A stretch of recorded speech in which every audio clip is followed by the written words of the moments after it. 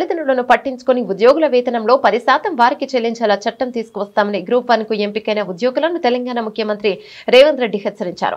హైదరాబాద్ లోని శిల్పకళా వేదికలో గ్రూప్ 1 విజేతలకు ముఖ్యమంత్రి నియామక పత్రాలను అందజేశారు. ఈ సందర్భంగా ముఖ్యమంత్రి మాట్లాడుతూ గ్రూప్ 1 పరీక్షలకు 3 లక్షల మందికి పైగా పోటీ పడగా 562 మంది ఎంపికయ్యారని తెలిపారు. ఎంపికైన ఉద్యోగులు ఎవరూ తల్లిదండ్రులను నిర్లక్ష్యం చేయవద్దని సూచించారు. ఒకవేళ తల్లిదండ్రులను పట్టించుకునే పక్షంలో వారి వేతనంలో 10% తల్లిదండ్రులకు అందేలా చట్టం తీసుకువస్తామని స్పష్టం చేశారు. అంతేకాకుండా తాను డబ్బులు తీసుకుని గ్రూప్ 1 ఉద్యోగాలు అమ్ముకున్నానని కొందరు దుష్ప్రచారం చేస్తారని ఆయన ఆవేదన వ్యక్తం చేశారు. ఈ కుట్ర వెనుక కోచింగ్ సెంటర్ల హస్తం ఉందని ఆయన ఆరోపించారు. ఇక 10 ఏళ్లు తెలంగాణ ప్రజలు అవకాశం ఇస్తే బీఆర్ఎస్ నేతలు విశ్వఘాతకులుగా మిగిలిపోయారని ఆయన విమర్శించారు.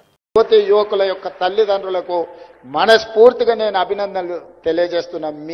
మీరు కన్న కలలు నిజం కాబోతున్నాయి. ఇక్కడ ఉన్న వాళ్ళందరూ కూడా తల్లిదండ్రులను మంచిగా చూసుకోండి అని సూచన చేస్తున్నా.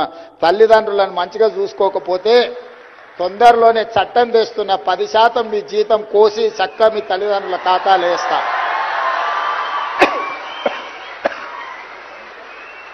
మీ భవిష్యత్తు కోసమే సర్వం ఒడ్డి మీకోసమే సర్వం త్యాగం చేసిన తల్లిదండ్రులను గుండెల్లో పెట్టి చూసుకొని భుజాల మీద పోయాల్సిన బాధ్యత మీదే.